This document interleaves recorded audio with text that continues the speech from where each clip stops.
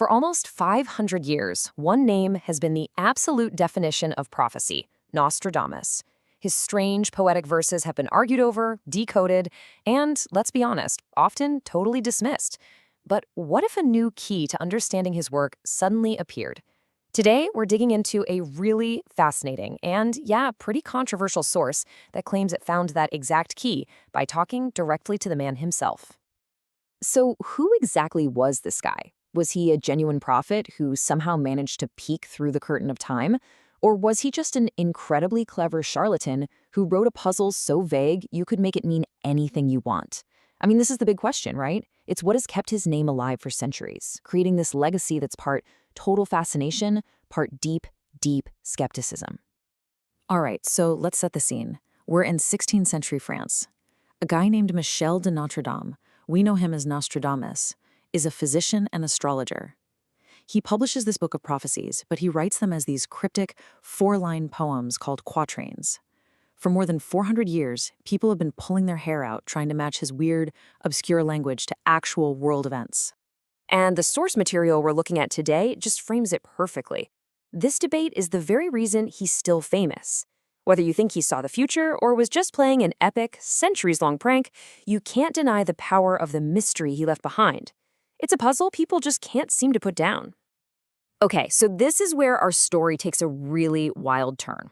The source for today's explainer is a series of books from the 1980s by an author named Dolores Cannon. And she makes this absolutely extraordinary claim that she somehow established a direct, two-way conversation with Nostradamus himself, 400 years after he died. So, how did this supposedly work? Well, it wasn't like a seance where they just called up Nostradamus on a cosmic telephone.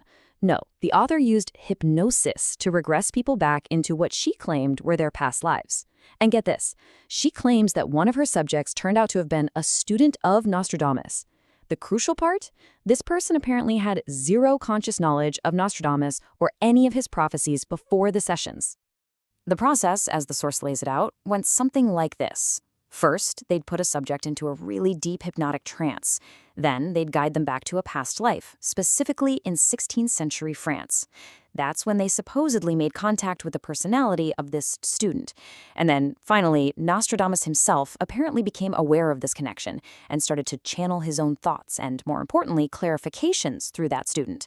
So, why were his original prophecies so confusing and hard to understand?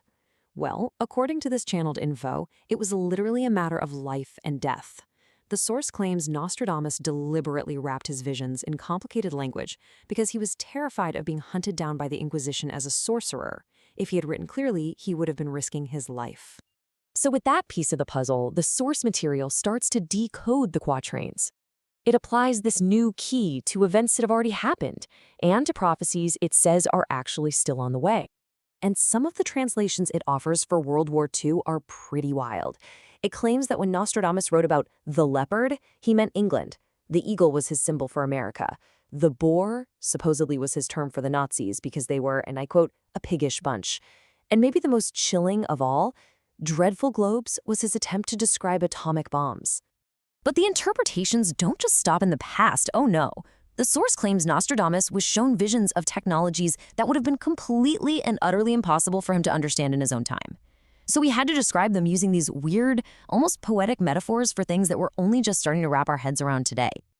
I mean, a perfect example is his supposed description of an organic computer, a device that could renew itself like the cells of the body. The source interprets this as a vision of something like nanotechnology or biological computers. I mean, can you imagine trying to explain that concept to someone in the 1500s? It's mind-boggling. And beyond specific technologies, the source claims Nostradamus laid out a whole timeline of major global chaos, a period that he apparently called the Time of Troubles. So, according to this timeline, it all kicks off in the late 20th century with what he calls earth changes, more earthquakes, volcanoes, that sort of thing. This instability then supposedly paves the way for a figure known as the third Antichrist, which then leads to this massive global conflict and then, finally, the arrival of a great genius who helps humanity pick up the pieces. Okay, so this third Antichrist figure, the really crucial thing about him is his method. He doesn't just show up and take over with brute force. No, The source claims he'll first be seen as this incredible world savior, a great humanitarian from the Middle East who brings nations together to solve huge problems like famine and economic collapse, right before he shows his true tyrannical colors. His entire system of control is supposedly built on technology. The source describes him using a global computer network to completely control information. He institutes a mandatory ID number, yep, 666, that's invisibly tattooed on your hand or forehead. And he uses this system to identify and then get rid of anyone he decides is unproductive. It's this wild vision that mixes ancient biblical prophecy with very, very modern fears. So after painting this incredibly dark and frankly terrifying picture of the future, the source material delivers a final and maybe the most important twist. None of this is actually guaranteed to happen.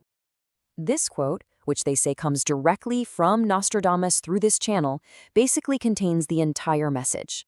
The prophecies are not some unavoidable sealed fate. They're warnings. They are a roadmap of one possible future. A future that can be changed if people just wake up to the danger ahead. So, the ultimate point of this whole new translation isn't to scare us into paralysis, it's to empower us. The claim is that Nostradamus shared these visions so that we, humanity, armed with this foresight, could make different choices and steer the ship away from the giant iceberg. It puts the future and all the power that comes with it right back in our own hands. And that leaves us with a really powerful question to think about.